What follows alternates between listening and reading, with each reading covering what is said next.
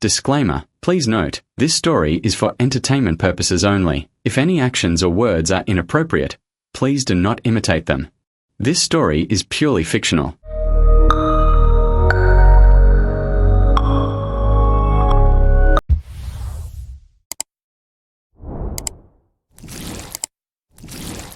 The story begins at a martial arts training ground, where two people are sparring. Their partner complains that the blows hurt so much. We are then introduced to the main character of the story, Su-hong. His partner asks Su-hong if his Vajra fist has improved again. He might not have reached the minute subtlety level. Su-hong admits that he just broke through 2 days ago. He explains that martial arts are divided into 5 levels. First, beginner. Second, minute subtlety. Third, mastery. Fourth, greater mastery. And fifth, perfection. The partner calls Su-hong extraordinary. In Vajra fist alone, no one in the class can match him. Su-hong, overhearing his partner talking, asks if he's had enough rest. If so, they'll continue training. His colleague called Su-hong a training maniac. He stopped accompanying him to practice, intending to go home for dinner. Su-hong's colleague then excused himself to Master Li. Master Li asked him to tidy up his clothes before leaving. Master Li approached Su-hong and told him that he had finally found him. Jiu Li asked if Su-hong was planning to take the martial arts exam. Su-hong still hadn't paid the 30,000 yuan registration fee, the deadline for the exam being next Monday. Su-hong, looking desperate, asked Master Li if he couldn't give him a few more days. Master Li said he knew Su-hong's family was in dire straits, but there was nothing he could do. That was the rule. Afterward, Su-hong remained in the martial arts training building and continued practicing his punches. In Su-hong's mind, he was still thinking about the 30,000 yuan registration fee. When he was 3 years old, his parents died in a wild beast disaster. Since then, he has lived with his aunt. After they discovered his martial arts talent, they did everything they could to support his training. After all, in this era of wild beasts, martial arts practitioners are a very high-paying profession. He trained in martial arts so they could have a better life, but now he was making things even more difficult. Then, when Su-hong returned home. At the door, Su-hong heard his aunt ask his uncle, "Isn't the rent almost due?" His uncle asked him to listen. The rent could still be postponed, so they would pay Su-hong's registration fee first. Su-hong had great talent, he would definitely achieve something, and they shouldn't hold him back. Aunt understood, and he would stop taking his medication. This disease was incurable anyway, and it would save him a lot of money. Uncle immediately said that was no good. He would take on additional work. Auntie stayed home and recovered, and didn't think about anything else. Su-hong, who had overheard this conversation, looked gloomy. But then, suddenly, Su-hong slapped himself in the face, and entered the house as if he had just arrived, looking cheerful. Su-hong told his uncle and aunt that he was home. His aunt immediately asked why Su-hong trained so late every day. He must be exhausted. Su-hong asked his aunt to rest and let her massage him. However, her aunt immediately asked if Su-hong thought he could handle such a small task. Her aunt asked him to hurry back to his room and rest, otherwise, he wouldn't have the energy tomorrow. His uncle also asked Su-hong to listen to his aunt and go to rest. Now, back in his room. Su-hong thought that his uncle and aunt had sacrificed too much for him. From now on, he would solve his own problems. For a martial arts cultivator to earn tens of thousands of rupiah in just a few days, there was only one destination. Then the next day, in the underground fighting arena, a host greeted everyone present and welcomed them to the Martial Apprentice Arena Defense Challenge, where life and death didn't matter, only victory or defeat mattered. Today's defender was none other than this Minotaur Lord.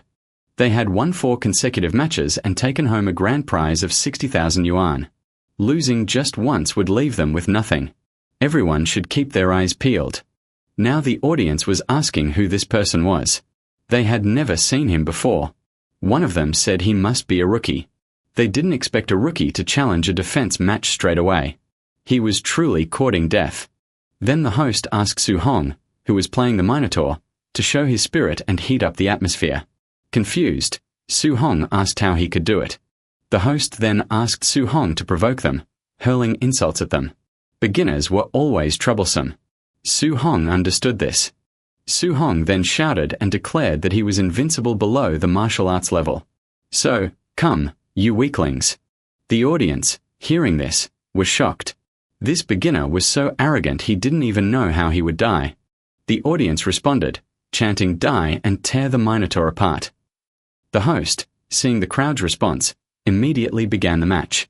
Su-hong thought, "No wonder this is an underground arena. The killing intent is so stifling. But this is the only way to quickly fund his education. Hopefully, his Vajra fist can bring him a few more rounds."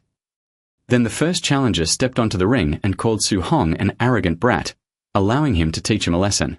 Su-hong thought his presence was strong, but his stance was unstable. He seemed easy to defeat. Su-hong's first opponent stepped forward and asked what Su-hong was daydreaming about. Su-hong immediately reacted with this attack, successfully landing a punch. He pushed him out of the ring. Su-hong then challenged the next fighter to come up. The host announced that Su-hong had won the match. The crowd was now calling Su-hong very powerful. Then the second challenger entered the ring and said that Su-hong had been lucky in the first round, but his luck stopped there. Su-hong then gestured to invite his opponent to come up. In Su-hong's mind, this man seemed quite strong, perfect for testing the power of his Vajra fist. And now, the second opponent advanced to attack Su-hong. Su-hong immediately responded with his fist, and the two exchanged blows. In his opponent's mind, this blow was very powerful. Su-hong, on the other hand, judged his opponent's punching power to be weaker than his own. After taking one of his punches, his body leaned forward too much, exposing his entire waist. So Su-hong delivered the final blow, which sent his opponent flying out of the arena. Those watching described Su-hong as extremely powerful. Su-hong then called out the next challenger, and the host announced that Su-hong had won 2 consecutive matches. Then, someone watching the match from above remarked that he wasn't even a quasi-martial artist, but an ordinary martial apprentice. This kid was no ordinary talent. And then, the host announced that Su-hong had achieved 3 consecutive victories. This person again stated that he was average against the strong, but more than capable against the weak, even perfect for a staged match. Then, someone called this man teacher and said they were going to recruit him. The teacher also asked his disciple to remember this and not reveal that he had already become a true martial artist. Furthermore, in Su-hong's mind, with his minute subtlety Vajra fist, facing an ordinary martial apprentice was truly not difficult. Another win and the 50,000 yuan prize is his. However, people suddenly started mentioning that it was White Fox and asking if he was also participating in the defense challenge. Isn't White Fox a quasi-martial artist?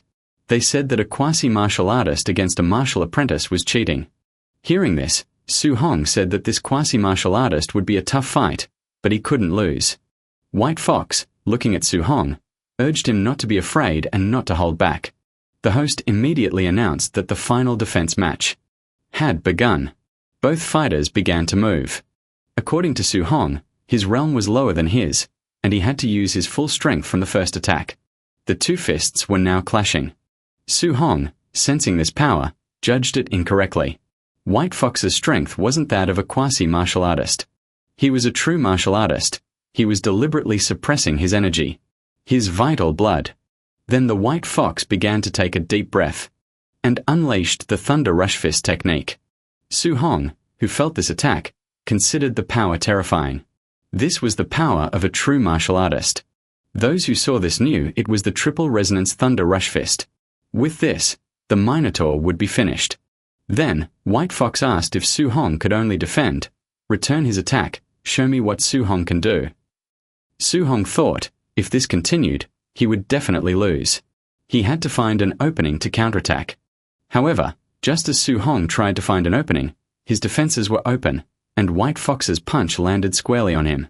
Su-hong, who was thrown, realized his consciousness was fading.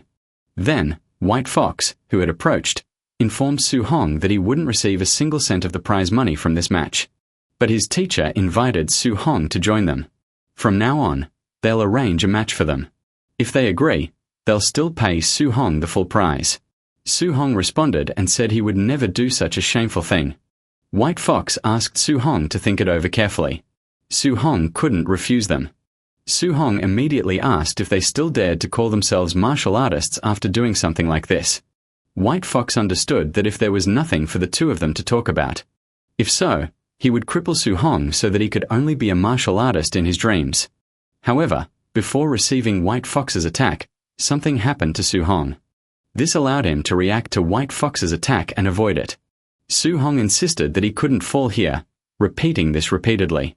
Meanwhile, White Fox was confused and wondering.